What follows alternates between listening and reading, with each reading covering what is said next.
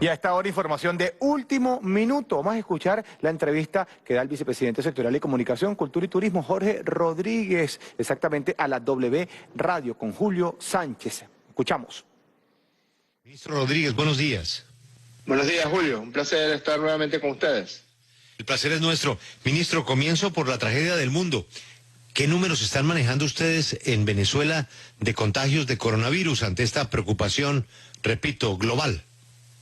Bueno, Julio, usted sabe que Venezuela fue de los países que tomó más tempranamente las medidas que ahora son de práctica universal y que tienen que ver con un distanciamiento social estricto. Aplicamos una cuarentena que, aun cuando es voluntaria, fue ampliamente aceptada por la población venezolana. Todas las medidas de higiene que de manera consuetudinaria repetimos a través de los medios de comunicación y de todas las vías que tenemos para informarnos y comunicarnos con el pueblo, una infraestructura suficiente para atender los casos que se presentaron y un despistaje. Nosotros trabajamos con una encuesta, Julio, donde más de 19 millones de personas han contestado encuesta de autoexamen para poder determinar si aparecía algún tipo de síntoma sugestivo de infección por COVID-19, pues nos íbamos al casa por casa. Hemos ido a más de 200.000 casas a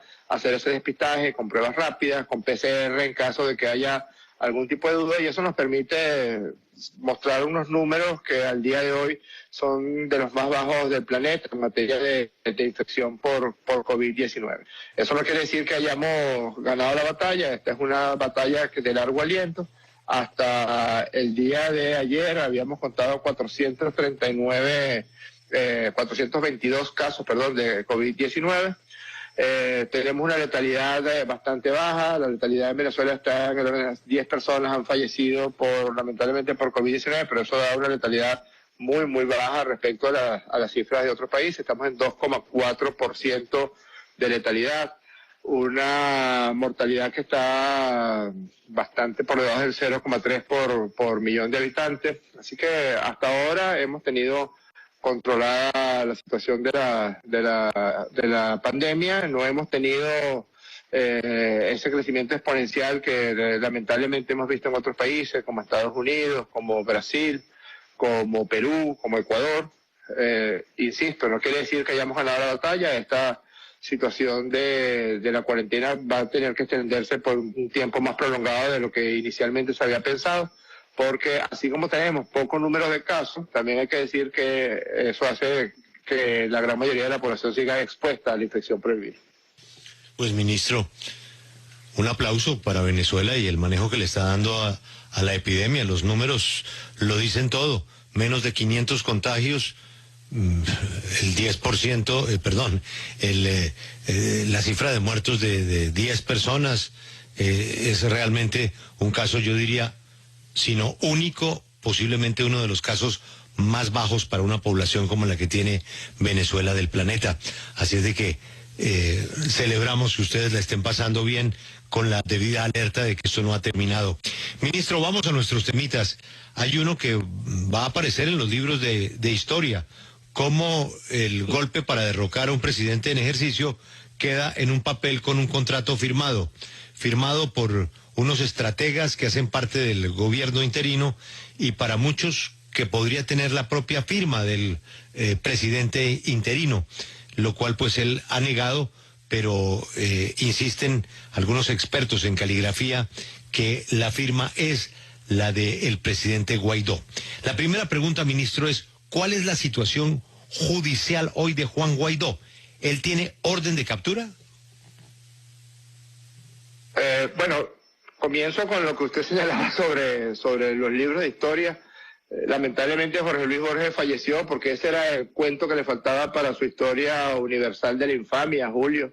Es una cosa que si no fuera tan trágica sería cómica. No es nada cómica, no causa risa, como bien lo dijo el representante Eliot Engel en una misiva que dirige al Departamento de Estado, que ese golpe militar y una incursión militar violenta y armada a las costas de Venezuela con presencia de boinas verdes norteamericanos que tienen relación directa, según lo expresan ellos mismos en sus redes sociales, con la administración de Donald Trump o en la Casa Blanca, que han prestado servicios de seguridad a Donald Trump, que tienen relación directa con personeros de la oficina del vicepresidente Mike Pence, que mantuvieron una posición de entrenamiento a mercenarios y desertores venezolanos en territorio colombiano, y el corolario de toda esta situación tan grave es la consignación, la firma de un contrato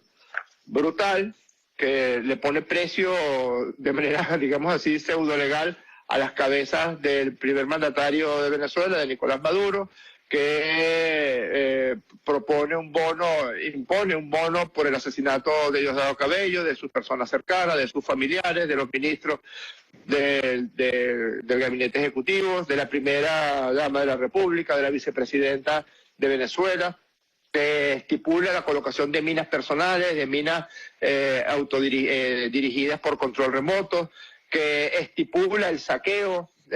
Cada uno de los mercenarios que participara en una incursión podía quedarse con 14% del botín y tenía un bono de $1 millón por cada asesinato que cometiera.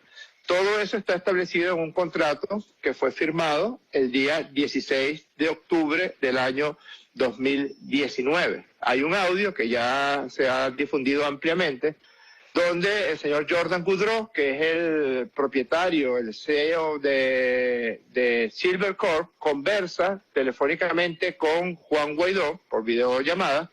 En esa reunión, en esa videollamada, están presentes Sergio Vergara, que es una persona de absoluta confianza de Juan Guaidó. No sé si ustedes lo recuerdan, él estuvo involucrado en el llamado caso de Rosana de Cúcuta, que fue cuando el año pasado un dinero que estaba destinado para la atención de estos desertores y la atención supuestamente de refugiados fue desviado para ser gastado en discotecas, en tiendas de lujo, en restaurantes y en prostitutas, según las palabras textuales de quien fungía como representante de Juan Guaidó en Colombia, el señor Humberto Calderón Berti. Ese Sergio Vergara, persona de absoluta confianza de Juan Guaidó, estaba en esa reunión. Un asesor de oscuros antecedentes llamado JJ Rendón estaba en esa reunión y es quien funge de enlace entre Guaidó y Jordan Goudreau.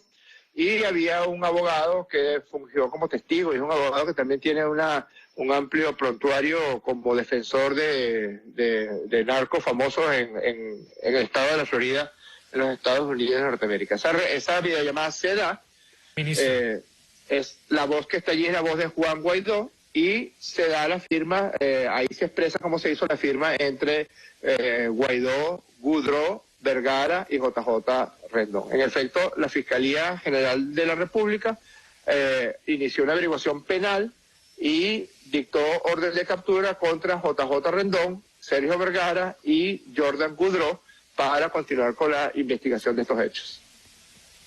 Ministro, yo quiero preguntarle por Elkin López, alias Doble Rueda. Juan David, Guaidó no tiene orden de captura. Entiendo que por la investigación de la Fiscalía se agregó a los múltiples delitos por los que ha sido imputado Juan Guaidó el nuevo delito. Sí, ministro, ahora quiero preguntarle por Elkin López, alias Doble Rueda, porque según sus declaraciones es una pieza clave en esta incursión. ¿Qué más detalles se tienen? Porque incluso aquí en Colombia estaban desmintiendo una parte muy importante y dicen que él no podía estar en Riohacha, como ustedes dicen, porque estaba enfermo en esa época. Es digamos, unas fechas que no coinciden. ¿Cuál es la figura dentro de la operación y cuál es la situación del Colombia de alias Doble Rueda? Bueno, fíjense, en esta operación hay como tres patas de la mesa, tres aristas del triángulo. Por una parte, la participación de la extrema derecha venezolana. Por otro lado, el apoyo, el incentivo de la administración de Donald Trump y del gobierno de Iván Duque a través de varios enlaces, uno de ellos el enlace de la DEA y otro el enlace con la empresa Silver Corp. Y en tercer lugar, para proporcionar todos los elementos logísticos y operativos, el narcotráfico colombiano y narcotraficantes venezolanos.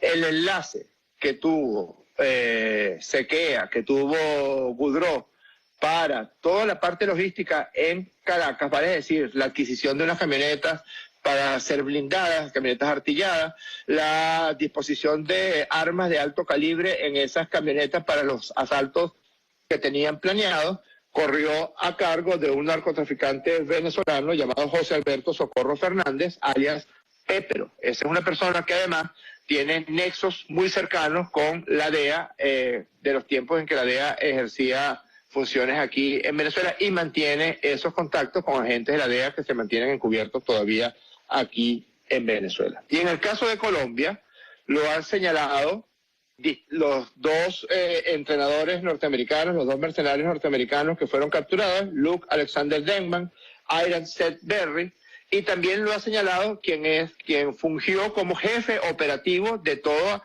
la misión mercenaria criminal que llegó a las costas de Venezuela, a las costas de Macuto, en el estado de La Guaira, el pasado domingo 3 de mayo. Me refiero a Antonio José Sequea.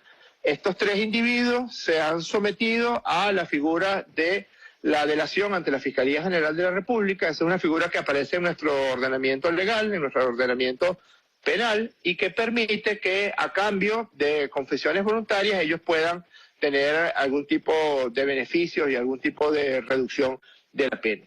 Todos ellos han señalado que el sitio de donde partieron en Colombia, en La Guajira colombiana, es una finca que pertenece a este señor Elkin Javier López Torres, alias Doble Rueda, alias La Silla. Nosotros nos preguntamos cómo es que el pasado mes de agosto del 2019 el señor Iván Duque da una declaración ofreciendo recompensa por la captura de Doble Rueda. ¿Cómo es que Estados Unidos plantea solicitar la extradición de Doble Rueda y estas tres personas señalan que la finca donde estaban pernoctando antes de partir hacia Venezuela es la finca de Doble Rueda y que quien los recibe allá en La Guajira es precisamente este narcotraficante Elkin López Torres? ¿Cómo es que estos mismos mercenarios que estaban allí vieron movimientos de camiones que suponían se referían a alijos de droga? ¿Y cómo es que se hacen todas estas denuncias y todavía no hay ni siquiera un allanamiento a ese punto de donde partieron? Nosotros tenemos la posición de GPS donde partieron las dos lanchas con los terroristas, y la dijimos ayer, la podemos repetir ante ese tan prestigiosa emisora W. Son 11 grados, 53 minutos, 50,6 segundos norte, 72 grados, 14 minutos, 3,1 segundos oeste.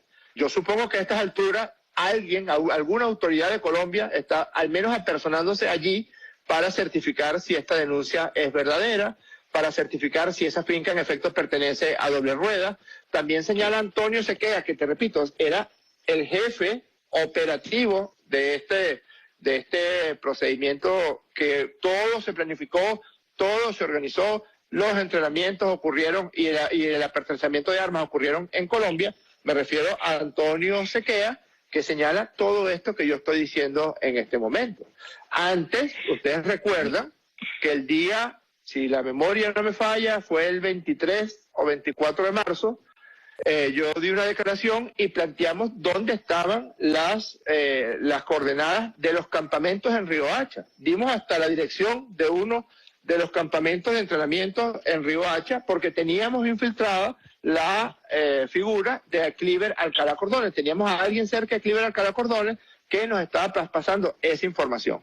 El 23 o 24 de marzo dijimos, hay 3 campamentos en Riohacha, tienen 3 entrenadores norteamericanos, sus alias son Luke, Aro y Jordan, tienen 3 jefes venezolanos, el jefe de los 3 campamentos es Antonio Sequea, que le rinde cuentas directamente a Cliver Alcalá Cordones, y el día 25 aparece Cliver Alcalá Cordones en una entrevista que les dio a ustedes en la W, y dice Cliver Alcalá Cordones que hay un contrato firmado, es la primera vez que aparece públicamente la figura del contrato entre Guaidó y Jordan Goudreau, que hay un contrato firmado y que amparado por ese contrato es que se está dando el entrenamiento de mercenarios en Riohacha y que el alijo de armas capturado por la Policía de Tránsito colombiana, creo que fue el día 22 de marzo, era un alijo de armas destinado a esas incursiones militares. Es decir, ¿cómo es posible que todas estas evidencias están allí ¿Cómo es posible que todas estas realidades no son ni siquiera indicios, no son ni siquiera especulaciones, sino certezas, están allí y hasta ahora no hemos notado ni una mínima intención de investigación por parte del gobierno colombiano? Ministro, precisamente yo me quería referir a eso que usted acaba de señalar y que han insistido no solamente usted, también el presidente Maduro e incluso Diosdado Cabello de que tenían infiltrada esta operación. Si ustedes tenían infiltrada esta operación, de hecho precisamente Diosdado Cabello el 28 hace todo un mapa a raíz de las declaraciones que nos dio en la W Cliver Alcalá sobre estos campamentos. ¿Por qué se permite entonces el 3 de mayo que estas lanchas entren en territorio venezolano y que ocurra todo lo que ocurrió tanto el 3 como el 4 de mayo? Mire, yo le quiero decir que teníamos por labores de inteligencia infiltrada la figura de Cliver Alcalá Cordones. Teníamos una persona que estaba muy cerca de lo que Cliver Alcalá Cordones y también habían personas que estuvieron entrenándose en esos campamentos y lo dijimos públicamente, hicimos lo que de manera usual debe hacerse en esos casos. Nosotros denunciamos, mire, el 24 de marzo, bastante antes del mes de mayo cuando ocurre esta incursión. ¿Qué es lo propio? ¿Qué es lo procedente? Que el gobierno colombiano debió haber investigado y detenido, si no estaba, como en efecto está, amparando esta operación, debió haber investigado y detenido ese proceso, porque todo eso ocurrió en territorio colombiano. Eso no ocurrió en territorio venezolano. Sabíamos también del involucramiento del narcotráfico colombiano y de narcotraficantes venezolanos. Sabíamos también que vendría una incursión por mar desde Colombia hacia Venezuela.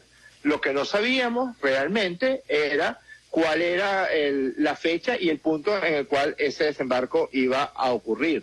Pues bien, no nos quedó otro que cumplir con los procedimientos reglamentarios, que es incrementar la vigilancia a todo lo largo de la costa de Venezuela, que usted sabe que es una costa bien amplia en el norte del país, y especialmente aquellos puertos donde sabíamos que podía haber mayor intención de desembarco de estos mercenarios, por el estado Zulia, el estado Falcón, el estado Carabobo, el estado Aragua y el estado La Guaira, es decir, toda la costa central y occidental del país. Nosotros iniciamos unas maniobras militares denominadas Escudo Bolivariano que tenían la misión principal de la vigilancia en la zona costera. Cuando se da ese proceso de incursión, le respondo a su pregunta con una cosa muy concreta, muy real. Si nosotros denunciamos en marzo que esos entrenamientos de más de 300 mercenarios estaban ocurriendo en territorio colombiano, si dimos las direcciones de los campamentos en Río Hacha, si dijimos quiénes eran los entrenadores, si dijimos que el jefe era Cliver Alcalá Cordones, si dijimos que el jefe operativo era Antonio Sequea, si hay un decomiso de un alijo de armas en el mes de marzo y Cliver Alcalá Cordones les confiesa a ustedes que esas armas les pertenecen a él y que se iban a entregar a este señor alias Pantera para la incursión armada, ¿cómo es que Colombia no detuvo ese proceso? Nosotros hicimos lo propio, que fue vigilar nuestras costas. Cuando se va a dar el proceso de desembarco, es captado ese proceso de desembarco por efectivos de nuestra Fuerza Armada Nacional Bolivariana y de las fuerzas policiales. Cuando se intenta la detención de los que venían en la vanguardia, en la primera lancha, estas personas hacen fuego contra los efectivos militares, bueno, y se da un enfrentamiento con el saldo que ya todos conocemos. Luego nos damos a la tarea, porque sabíamos que era mayor la cantidad de personas que estaban en la incursión, de buscar a todo lo largo de la costa central y occidental del país, de peinar hasta el estado de La Guaira, peinar toda la costa, y eso nos ha permitido la detención de 49 de los fugitivos, de los mercenarios y desertores que incursionaron en esa fecha. Ministro, ustedes ya sabían, tenían infiltrado a Cliver Alcalá, ¿no sabían de las reuniones con el señor Jordan Goudreau? ¿Se comunicaron ustedes con él? Porque es que hay muchas teorías en las que dicen que Goudreau también se vendió al mejor postor. ¿El gobierno de Venezuela se comunicó con Goudreau?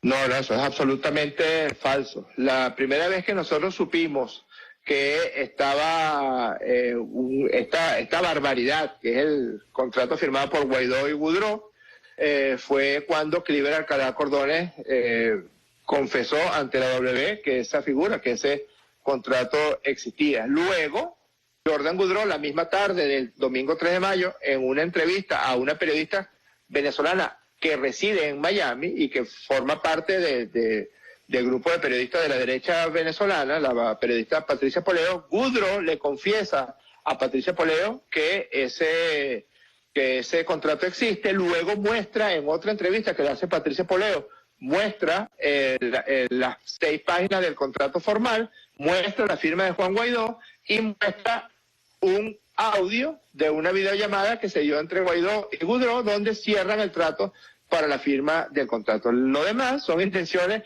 de querer desviar lo que está a la vista, lo que es absolutamente un hecho. No son ni siquiera elucubraciones ni especulaciones. Goudreau fue contratado por Juan Guaidó, firman un contrato que contempla homicidios, saqueos, botín, derogar la Constitución. La Constitución de la República Bolivariana de Venezuela es sustituida por los términos de este contrato.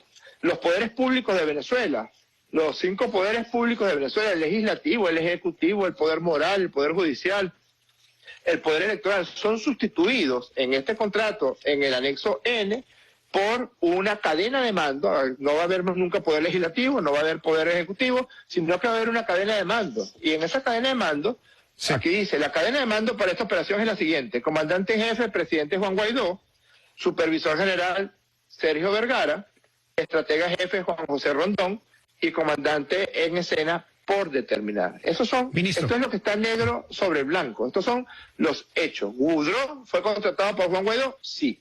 ¿Hay un contrato con la firma de Juan Guaidó debidamente certificado por expertos en caligrafía y en grafotecnia? Sí. ¿Hay un audio que señala que Guaidó y Goudreau acordaron la firma del contrato? Sí. ¿Hay un anexo del contrato firmado por Vergara, JJ Rendón, Jordan Goudreau, que obliga al contrato que firmó Juan Guaidó? Sí. ¿Hay una relación directa entre Goudreau, la administración de Donald Trump, prestó Jordan Goudreau servicios de seguridad a Donald Trump? Sí. ¿Hay una relación directa entre Jordan Goudreau y la oficina del vicepresidente Mike Pence? Sí. ¿Se entrenaron estos mercenarios, desertores, se armaron, se desproveyó de logística en la República de Colombia? Sí. ¿Sabía Iván Duque de esta incursión armada? Sí, sabía. ¿Utilizaron al narcotráfico colombiano, específicamente una finca de doble rueda que les proporcionó logística, alimento y alojo en la península de La Guajira colombiana? Sí. Ministro, le quiero cambiar el tema para hablar de otra situación que se presentó en los últimos días. Las 3 lanchas colombianas. Hace poco hablamos aquí con el comandante de la Armada y él nos dio las explicaciones. Se retiraron una serie de oficiales y suboficiales y explicó cuál fue el problema que se presentó, que fueron unas fallas de procedimiento en el lugar y demás. ¿Ustedes en Venezuela, el gobierno de Venezuela, acepta esa versión? Bueno, mire, es una versión curiosa, si cabe la opinión, ¿no? Casi irrisible, perdóneme que se lo diga, pero de todos modos, si esta es la versión que tiene el gobierno de Colombia, nosotros hemos emprendido una investigación por parte de la Armada venezolana. La Cancillería ya está también en conocimiento de esa investigación que está en este momento en desarrollo, y lo único que podemos decir es lo que ya mencionó el presidente Maduro. Si es cierto que hubo unas situaciones procedimentales y la corriente trajo unas lanchas artilladas de la Armada colombiana, armadas y municionadas, bueno, hay unos procedimientos que establece la política exterior de los países, y que perfectamente el presidente Duque puede solicitar al gobierno de Venezuela la devolución de esas lanchas. Por favor, no vayan a cometer la barrabasada de pedírselas a Guaidó, porque ni un barquito de papel les va a poder mandar. Ay, ministro, estamos en tiempos de coronavirus. Devuélvanos las lanchas, así, de chéveridad, ¿no le parece? Pídanosla, Julio. Pero, en nombre de la W le pedimos que nos devuelvan las lanchas, ministro. Si quiere le ponemos el logo de la W y se la mandamos a usted. Ministro, ¿a usted no le parece que dentro del episodio de la chapucera intentona de derrocamiento con estos magníficos que resultaron más bien más Boy Scouts que magníficos, hay un hecho que resalta las versiones de Colombia? Es que si no hubiera sido por lo que las autoridades colombianas hicieron durante el recorrido de esa intentona, pues no habríamos sabido muchas cosas. Y fueron las autoridades colombianas las que detuvieron un convoy que llevaba armas para ese operativo. Si Colombia hiciera parte del operativo, pues no había hecho la incautación de esas armas. ¿Esa no es una prueba suficiente para que ustedes acepten que Colombia no tiene que ver con esa intentona frustrada? No, Julio, no es real. Le digo cuál es nuestra percepción de la situación. El jefe de la operación, y así lo sabía la administración norteamericana, porque él mismo se los dijo a ustedes en una entrevista, Cliver Alcalá, que tenía contacto, tenía su enlace con la DEA y su otro enlace era el asesor norteamericano Jordan Goodrow. El jefe de la operación era Cliver Alcalá Cordón. Algo ocurrió en esa cadena de mando y se sustituye. Nosotros entendemos que la administración Trump sustituye a Cliver Alcalá Cordón por otro jefe de la operación. Ese jefe es Iván Simonovic. Hay una foto que también se ha hecho muy pública donde sale muy sonriente Iván Simonovic con Donald Trump en el despacho del presidente norteamericano.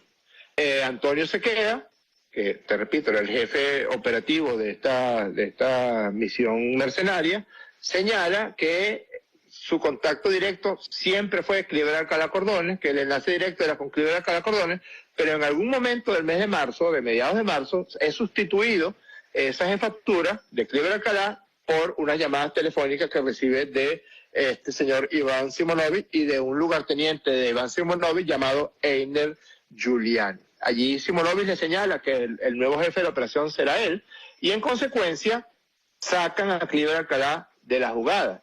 Y parte de la sacada de la jugada de Cliver Alcalá puede tener que ver con esa incautación parcial de armas, porque ese alijo que fue capturado por la Policía de Tránsito colombiana no corresponde ni al 20% del total de armas que se venía traficando y que se venía manejando, y que se va a saber muy pronto, Julio, se va a saber en los próximos días cuántas eran esas armas, porque las adquirió Jordan Goodrow y probablemente las adquirió en los Estados Unidos de Norteamérica, y para eso tendría que haber solicitado un permiso para poder adquirir esas armas, ministro, y todos los pertrechos y equipamientos militares, y esas armas viajaron a Colombia. ¿Cómo entraron esas armas a Colombia y cómo se mantuvieron allí? Bueno, eso es algo que tiene que responder el gobierno colombiano. Por otro lado, ¿cómo es que hay más de 300 personas entrenándose militarmente en territorio colombiano y el gobierno de Colombia se hace la vista gorda al respecto? ¿Cómo es que hay manejo de dinero para comprar armas, para mantener las tropas paramilitares allí en Riohacha, y no se pregunta nada acerca de ese dinero? ¿Cómo es que hay una relación directa entre estos campamentos y el narcotráfico de la península de La Guajira colombiana y no pasa nada respecto a esta denuncia que nosotros hemos hecho? Evidentemente hay un conocimiento directo por parte de Iván Duque, y nosotros suponemos que la reunión que sostuvieron en marzo Duque y Donald Trump tiene que ver con el desenlace que luego ocurrió en los primeros días de mayo. Ministro, el señor Alcalá le dijo a la W justamente sobre este tema de que usted acaba de recordar, de que las armas que se detectaron eran simplemente una toma parcial. Alcalá nos dijo que había muchas más armas que estaban a buen recaudo. ¿Ustedes ya las tienen identificadas? Hemos capturado un número importante de armas. En las embarcaciones venían una gran cantidad de armas largas. Algunas de esas armas habían sido sustraídas en el golpe fracasado del 30 de abril del 2019, y estas otras son armas de fabricación norteamericana que fueron recuperadas, que fueron decomisadas por parte de la Fuerza Armada Nacional Bolivariana. Y también hemos encontrado algunos refugios donde se encontraban algunas de estas armas guardadas. Todas ellas vinieron de Colombia. Pues señor ministro, le agradezco mucho su tiempo y las explicaciones a este hecho que nuevamente crea una perturbación con Venezuela absolutamente innecesaria, como se lo hemos planteado aquí a la oposición, que es meter a Colombia en un lío que en este momento pues no necesita Colombia. Usted debe entender que nosotros le creemos, o en mi caso, yo le creo a nuestro presidente cuando él dice que él no participó o nadie de su equipo de gobierno participó en esta intentona de hacer ese arribo marítimo para un comando que intentara derrocar al presidente Maduro. Igualmente, pues usted tiene todo el derecho a tener sus opiniones, pero ha sido absolutamente desgastante para Colombia todo este episodio, que no hay ninguna discusión dónde sucede, porque sus responsables aquí hablaron, sucede en Colombia, y Colombia lo que ha hecho es tener un acto de generosidad, de hospitalidad con muchos venezolanos en momentos de dificultad y que deseamos sinceramente se puedan superar. Como siempre, ministro, ha sido usted muy amable con la W. Muchas gracias por atendernos. Gracias a ustedes, Julio. Yo estoy completamente de acuerdo con ustedes en algo que acabas de mencionar.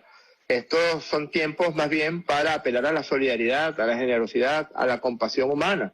Estamos en tiempos de pandemia. Eso hace mucho más ruin y hace mucho más brutal que en tiempos en que todo el planeta está luchando contra un verdadero asesino, que es el COVID-19, pues se haya tratado de aprovechar la situación de fragilidad que tiene la humanidad entera con esta pandemia para promover una incursión. Yo solamente te quiero decir, para no contrastar con ustedes las opiniones, yo solamente te quiero decir que la verdad se va a saber.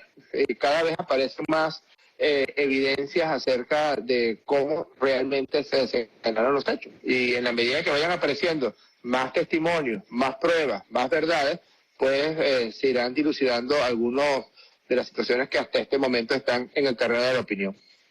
Ministro, gracias. Feliz mañana en Caracas. Igual para usted.